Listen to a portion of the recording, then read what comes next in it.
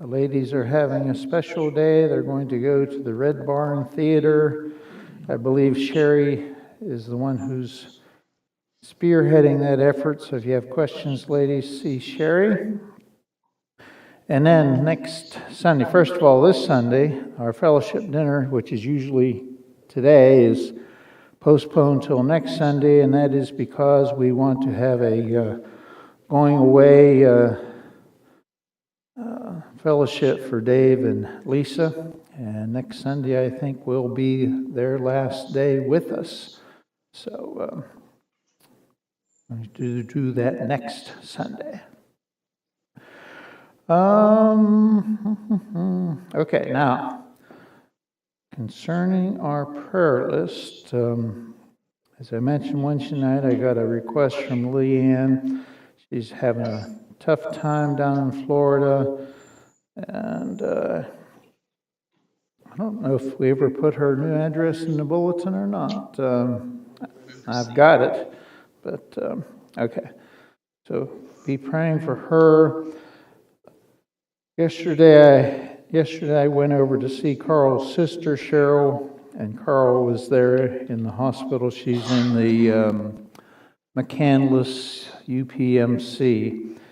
And Carl said she has not spoken since she's been in there. So I don't know if she is technically receiving hospice care, but she is not good. All right. Yes. Okay. Okay, good. Little Laney. I moved things around on the prayer list. I'm trying to keep the families together in the prayer list. So, okay.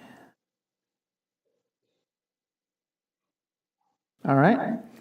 Anybody have any other updates to activities or to the sick list? My granddaughter Amelia asked if she got it home from kindergarten. Love those schools.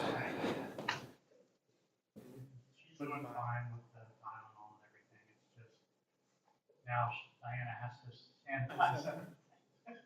Right.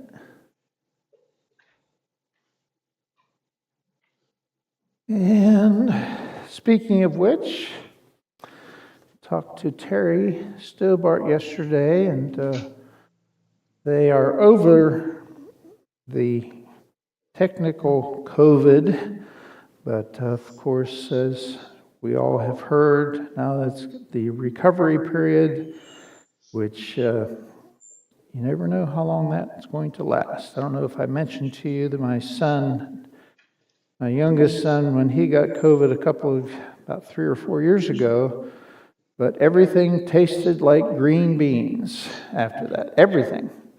And that was for 2 years. So I don't know if that actually went away or if he just got so used to it.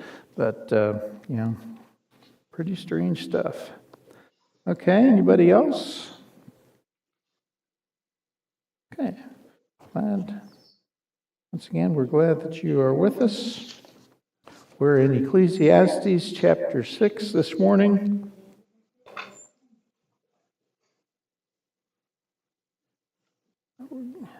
We've got 2 more class periods. Am I right in thinking that Craig's taking over?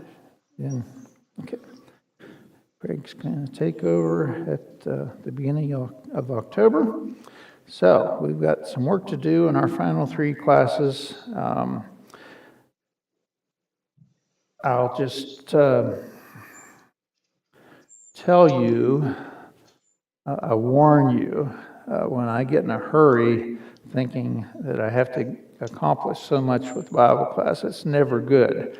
And so what I will say I will do is we will handle the rest of the book of Ecclesiastes, and then if there's some high spots that we didn't get to or didn't emphasize enough in class, I'll have a sermon about it, or we'll see how that goes. So the whole idea is don't let me rush. That's a disaster. All right.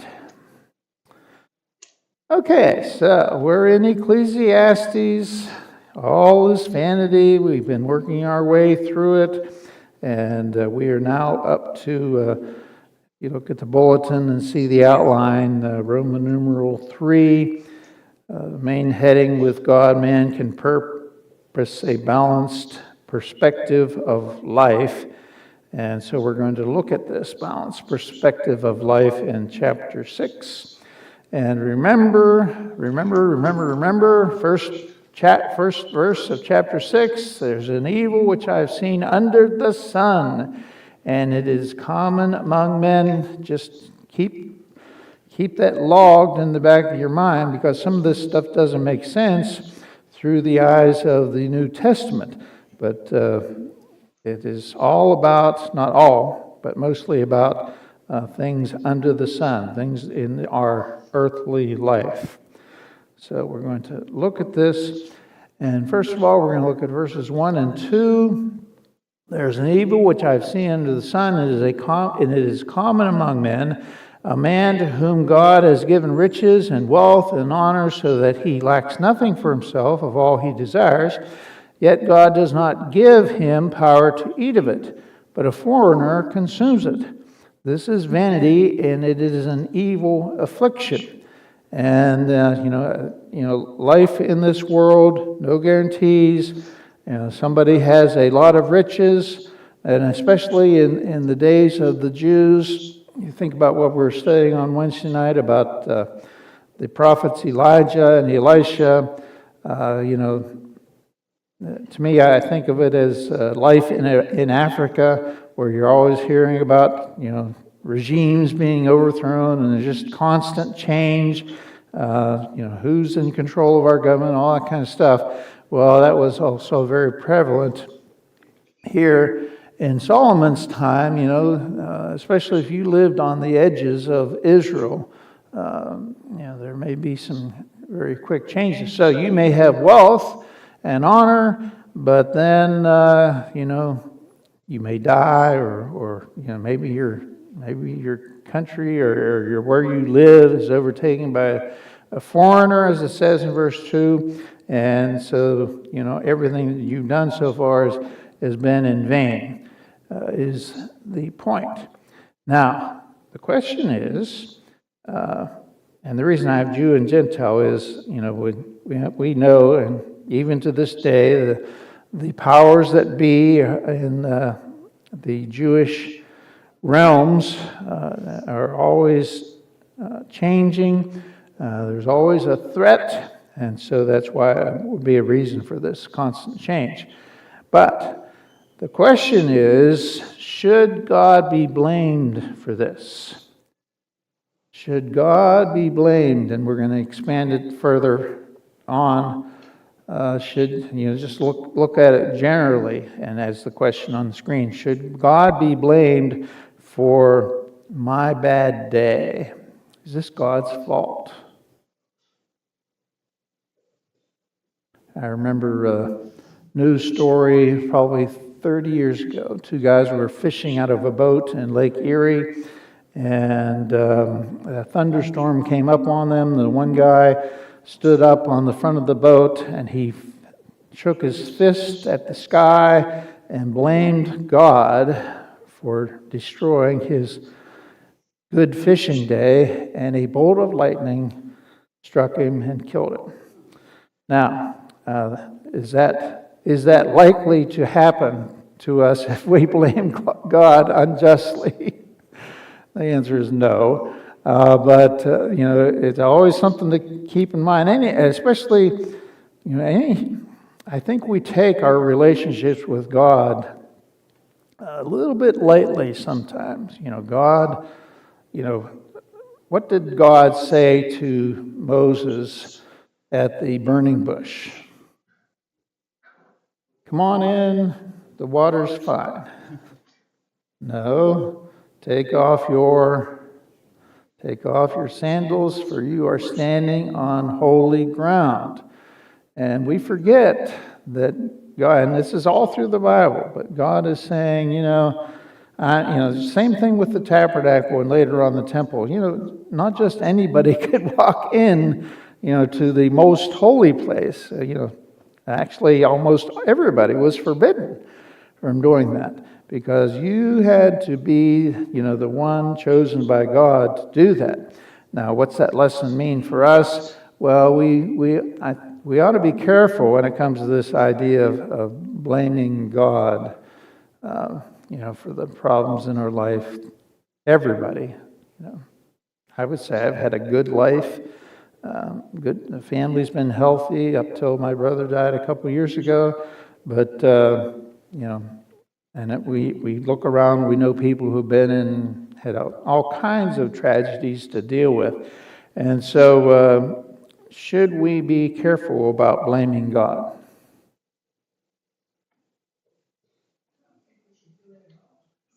Thank you, Mom. Yes, we better be really careful. We got into Wednesday night, and I can't remember what we were talking about. Things in the Bible that maybe don't make sense, or especially something from the Old Testament doesn't agree with something from the New Testament, and are hard to understand. We just don't want to come up to that line of blaming God for things. We should have the ultimate respect.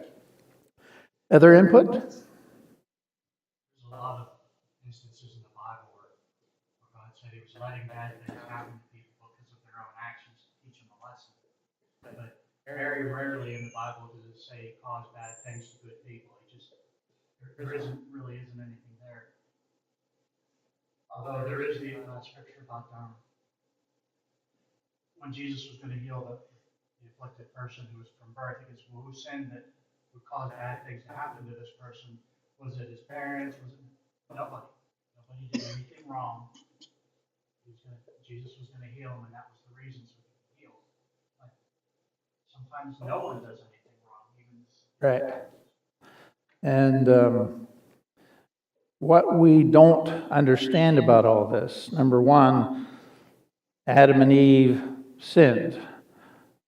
Who decided to sin? God, Adam, or Eve? Or all three? Well, we know. We're familiar with this account. Genesis chapter 3, Eve saw the fruit, and she was tempted by it, drawn into it. She took a bite, and then she shared that with Adam, and we don't have very many details about Adam. Did he, how his mind was working, and he took a bite. So then they were cursed, and the first curse was they were thrown out of the Garden of Eden. But along with that, all kinds of things changed. And, but the point is, the ones who were responsible were Adam and Eve. And that's when we get over to Romans. We'll study this sometime if you haven't studied it lately about, Adam's sin passing on to others. But, there's just a, falling of the dominoes with this. And I'm taking too long to talk about this, but just one of those things. Okay, now, look at verses 3 through 6. If a man begets 100 children and lives many years, so that the days of his years are many, but his soul is not satisfied with goodness, or indeed he has no burial, I say that a stillborn child is better than he. For it comes in vanity, the child comes in vanity and departs in darkness, and its name is covered with darkness. Though it has not seen the sun or known anything, this has more rest than that man. Even if he lives 1,000 years twice, but has not seen goodness, do not all go to one place? And what's the answer to that question? Do not all go to one place. We're talking about life under the sun. True, right? We're all going to die, as said in couple different ways in the book of Ecclesiastes. We're made of what? We're made of dust, and we will return to dust. Okay, so what's the key here? What makes this man no different? Actually, this stillborn child is better than him. What's missing in his life? We would say anybody that lives 100 years, great. He must have been a good man, but that's not exactly how it works. So what is he missing? Middle of verse 3. But his soul is not satisfied with goodness, New King James says. So,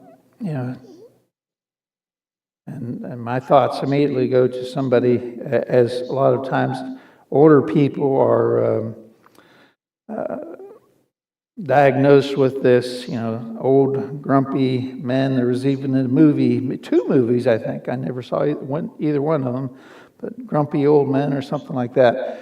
And so, what's this mean that we're not satisfied with goodness? What does your version say in verse 3? Keith, what's your version say? His soul is not satisfied with good things. Good things, okay.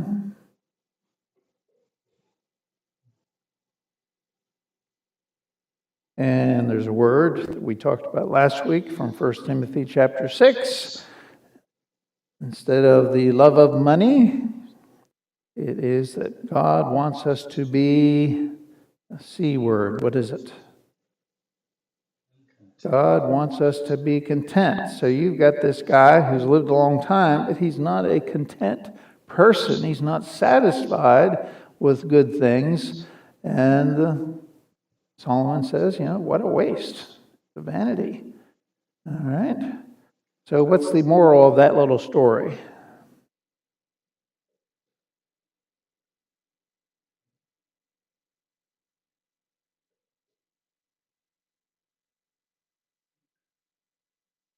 Be content, right? This isn't brain surgery. Be content with what you have. Don't blame God for what you don't have. And what is the... well, let's keep on reading, because the whole chapter is basically about this stuff. Verse 5. Though it has not seen the sun or known... Oh, this is the stillborn child. We read up through verse 6. Verse 7. All the labor of man is for his mouth, yet the soul is not satisfied. There it is again. For what more has the wise man than the fool? What does the poor man have who knows how to walk before the living? Better is the sight of the eyes than the wandering of desire. This also is vanity and grasping for the wind. And you can see that he's still, this idea of being content and satisfied is still on Solomon's mind. When we... I especially like that phrase at the beginning of verse 9. Better is the sight of the eyes than the wandering of desire, and especially when it comes to stuff. I've always enjoyed getting up in the morning and looking out the window while I ate my breakfast, and just enjoy the day coming on. But so it's right there, it's right in front of me. I can see it. But the wandering of desire, we begin to question, I want to have more. Why does my neighbor have more than I? And so on and so forth. Then we get ourselves in really big trouble. And it's a shame. Let's continue reading. Whatever one is, he has been named already, for it is known that he is a man, and he cannot contend with him who is mightier than he. Since there are many things that increase vanity, how is man better? And that's some questions about the translation of those 2 verses. But basically, he's contending about things he has no control over. And then when you look at verse 12. It's kind of a summation. For who knows what is good for man in his life, all the days of his vain life, which he passes like a shadow. Who can tell a man what will happen after him under the sun? So we're still dealing with under the sun. You die, you're gone, and that's it. Okay? And so, what do we learn from all this about living lives on this earth? What kind of an attitude should we have?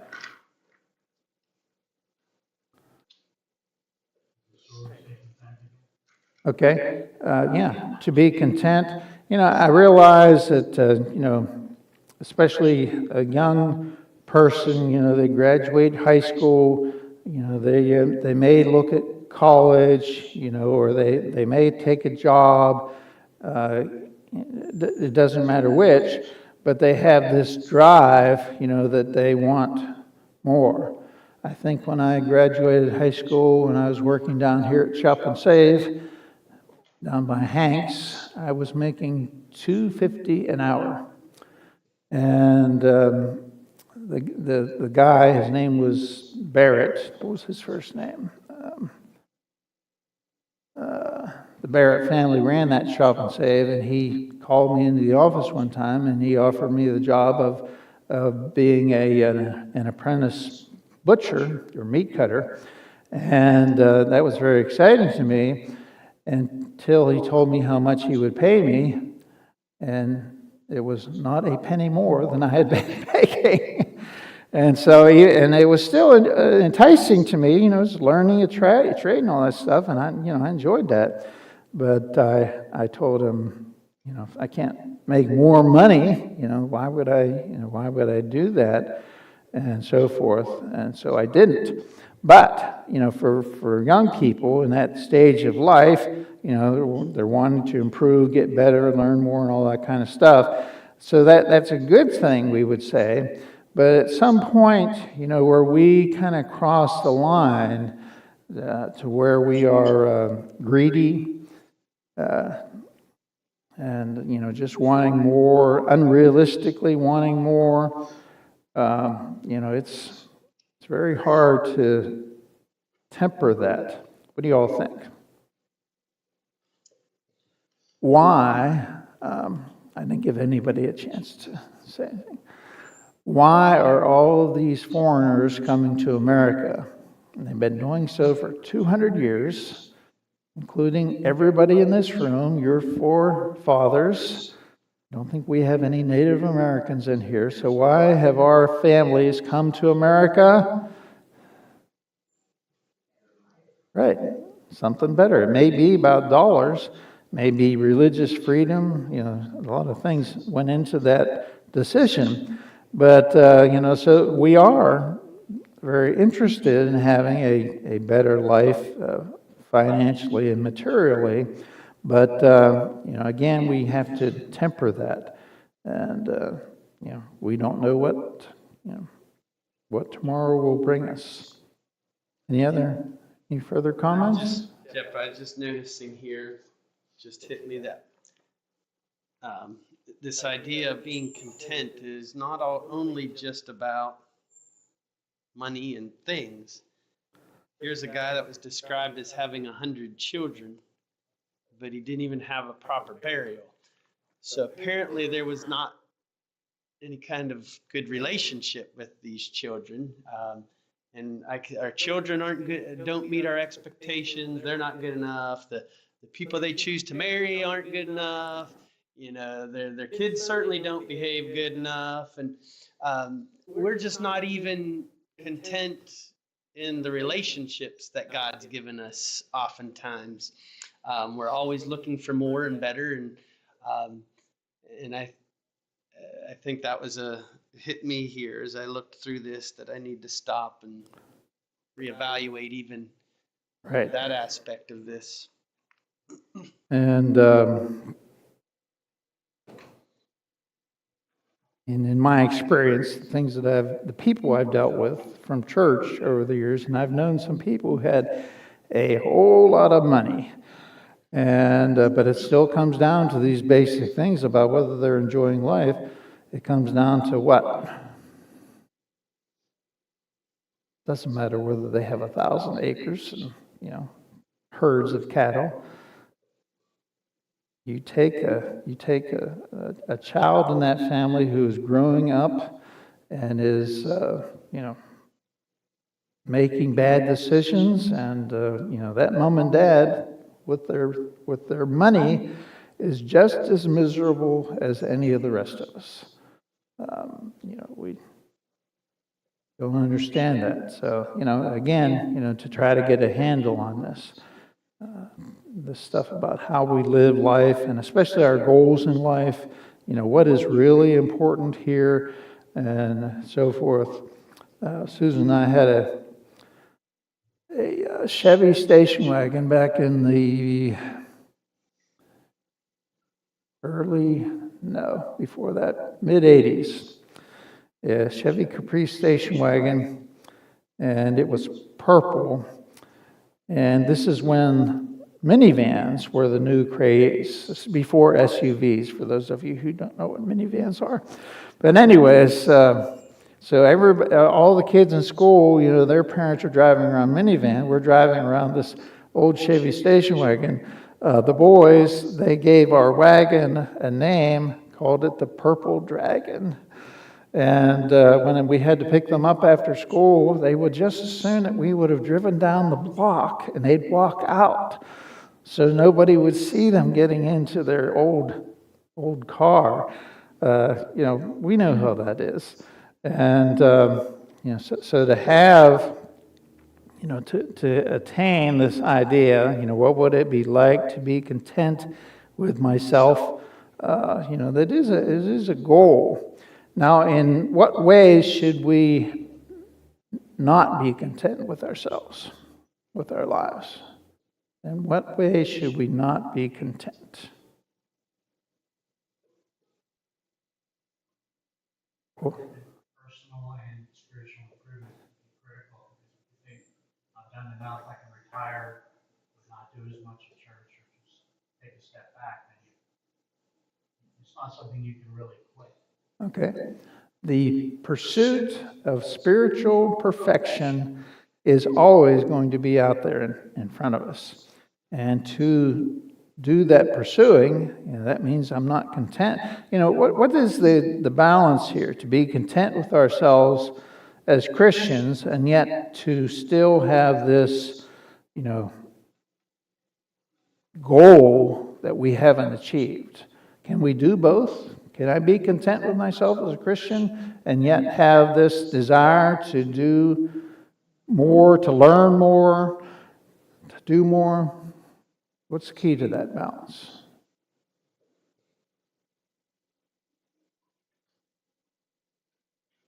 Nobody is waving their hand. I think part of it's our view of God, that I'm good enough, not because of who I am, but because of what He's done. I'm good enough right now, but I still want to be better. Yeah, I think the key to it is improvement. As years go by, we ought to look in the mirror and say, that we've seen some improvement, whether it is in some actions that we've been involved in, or learning more about God, learning more about ourselves, praying more. There's all kinds of ways that we can measure our progress. And so if we're doing that and trying to make that progress, we're in a good spot. If we're not, well, then we need to look back on ourselves and question some of those things. All right. Any further points before we go to the next chapter? There was an article I was reading the other day. It was talking about how really wealthier people you don't recognize in public because they don't dress expensively, they dress comfortably. They don't wear the name brand things because to them it's just clothes, and they don't care about status. They just buy what they like. they drive what they like. There are plenty of, I think there was, what's his name, Gronk? He said he hasn't spent any of his NFL money. Okay. Because he wears the same clothes from high school and lives off his endorsements, and that's it. And he's not married. No. It's like, I remember we had a number of years ago, when I was a teenager, he drove a Porsche. I'm like, well, that's a really nice car. It's just a car. Yeah. Jealous? And it was just a car. He wasn't trying to upgrade the fanciest car. He just liked that car. It really is.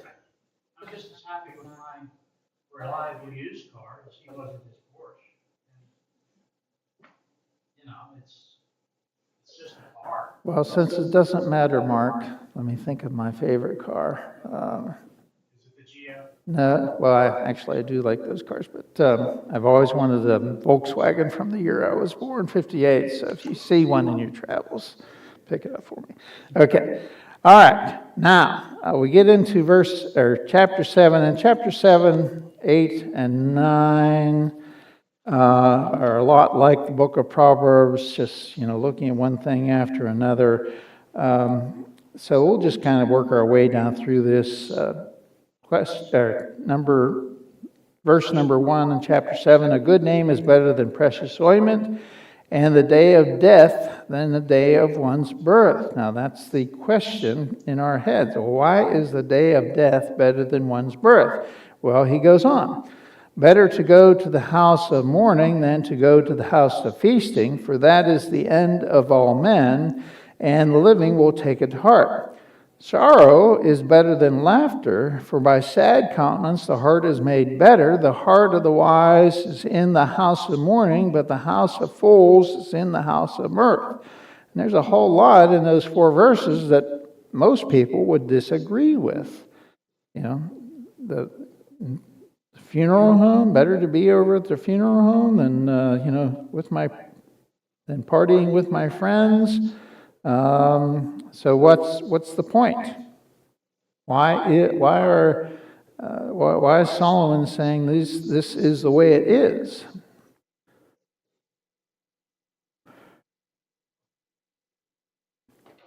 You have no adversity, you have no advancement yourself.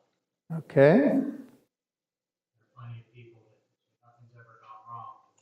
Adversity comes and they have no idea how to handle it.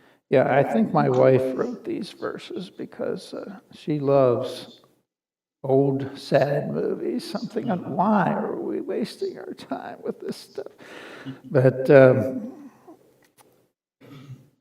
what is, he mentions that, that we will learn something. End of verse 2, the living will take it to heart. So what good do we gain from basically just considering death? And of course the Bible, God talks about this all the time, and we may not realize it, but what is the good of reflecting on death? Reminder that my end is going to be the same, and sometimes hopefully that causes us to evaluate where we're at and the directions we're heading. Yes, that word, evaluate. When we're all caught up in the moment, we seldom do that. We don't. Matter of fact, people are going to a drunken party. They don't want to think about the ramifications. They're saying, I'm going to this thing to have a blast, and forget the what's going to happen later. And of course, a lot of women who have ended up pregnant because of that very attitude. But here's God, letting us know this is the best way to do this. So start thinking about that you are going to die sometime, and you'll make better decisions now. You all agree with that? If we think about the fact that we are going to die, will make better decisions now. Well, nobody's shaking their head yes, so I guess we're going to go out and party all the rest of the day. No, it is, it's just a basic truth. Verses 5 through 7, it is better to hear the rebuke of the wise than for a man to hear the song of fools. Same kind of a situation. For like the crackling of thorns under the pot, so is the laughter of a fool. This also is vanity. What's the crackling of thorns? What's he mean here?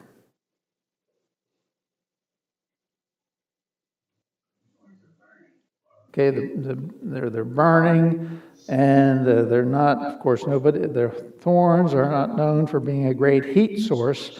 And so, again, it is the key word of the whole book, vanity. Just some things that really aren't worth their while. We can go and, we can be extremely giddy and, hear jokes and all that kind of stuff. But we'll really learn a lot more from somebody rebuking us. And raise your hand if you'd like to be rebuked. Nobody likes it, but we can learn from it. And of course, the Bible, in a lot of different ways, does a lot of rebuking of us. Verse 7, surely oppression destroys a wise man's reason, and a bribe debases the heart.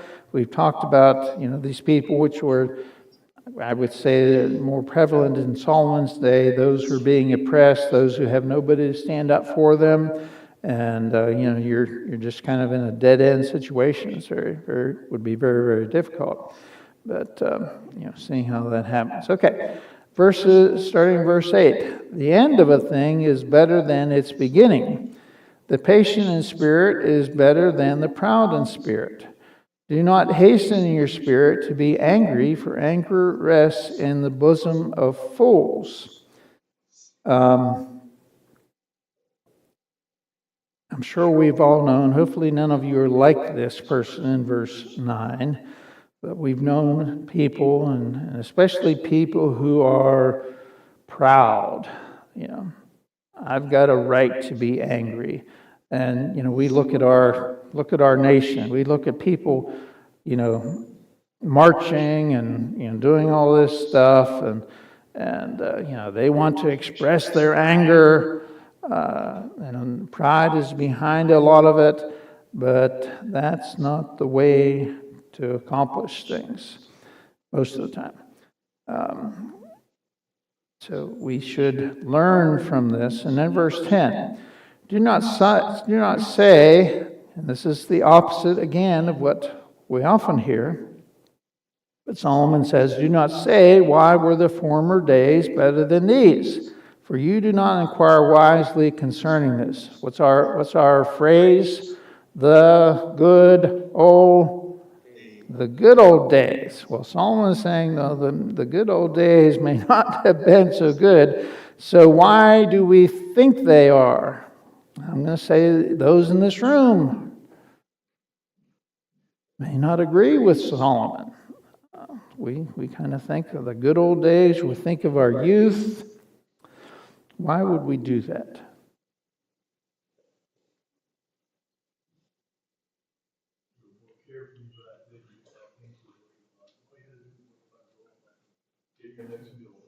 Right. And if you grew up in a half decent family, had a good childhood, we didn't have much money when I was a kid, but my parents, you don't think about this till days go by, but my parents never discussed finances in front of us kids. Now, why do you think that was? I never asked my dad about it. I figured out what Mom and Dad were doing in my later teenage years. Why would Mom and Dad never discuss the finances in front of their 5 children? Right. They don't want us to be worried about it, right? Yeah. Well, yeah, I don't know. I don't know, but we've kind of lost some of that. I recall my sister-in-law, she's retired, but she taught school in Tennessee, and they were teaching kids. I don't know what grade they were. She taught elementary school, but they were talking about welfare, and kind of teacher was trying to introduce them to the welfare, or whatever we call it today.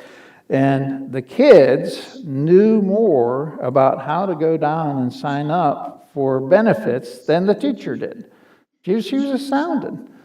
They're just telling her, you need this form and that form. And she said, how'd you know all this? Well, mom and dad, that's what they talk about.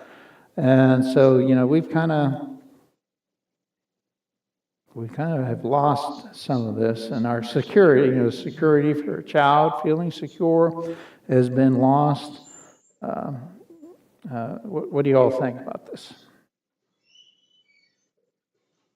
The good old days.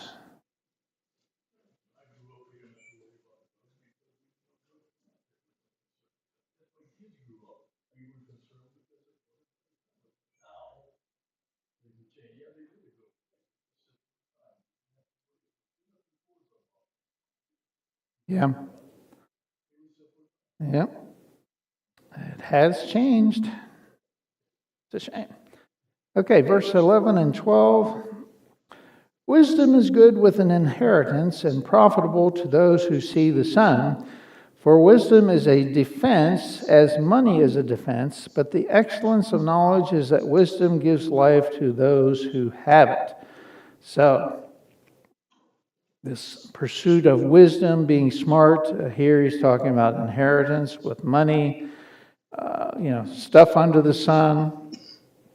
It's worthy of consideration. Let's read verses 13 and 14. Consider the work of God, for who can make straight what he has made crooked? In the day of prosperity be joyful, but in the day of adversity surely God has appointed one as well as the other, so that no man can find out nothing that will come after him. So in the case of, having a good day versus having a bad day, getting into an accident, I drove down to see Carl's mother. She's in the hospital in McCandless yesterday, and I hate traffic. It is, even on a Saturday, it's a madhouse over there. Just crazy. But again, you think about having an accident. What's the difference between one person never having an accident and another, having an accident every 2 or 3 years? Well, it may be how good they are at paying attention. We also know, we should have Craig come up here and tell us about this, but, some accidents just happen, through nobody's fault. A deer. I'll tell you, one thing I learned about living in the South is southern deer are smarter than northern deer. I'm telling you, I will swear by this. I've had deer at night come out of the woods down in Tennessee, and come out of the woods, and I'm coming, I have my headlights on, and they will stop and look before they cross the road. A deer up in Pennsylvania, like rolling the dice. Okay, let's go for it. Oh, yeah, okay. But, just all these things to consider and take. There was a thing they had years ago that said people are due to have accidents every so many miles they drive. Or even in an airplane pilot, they're due for something to happen every so many thousands of miles. You see a lot of people retiring before that can happen in air travel. But, you and I drive a lot more than most people. I've had my share of accidents, and I just have to assume people are going to, run the red light or You are going to be the victim of somebody else's stupidity. and it's not like you can be 100% perfect when you're doing something, especially driving. There's too much to worry about. There's a cost. Every time there's something that happens, there's a cost. know I was Like late. just happened randomly there in front of someone that it causes the accident. Well, I was struggling to get here this morning because someone in front of me had the audacity to drive the speed limit. Okay, that'll wrap it up for this 40 week. miles an hour all the way here. Thank you for your input.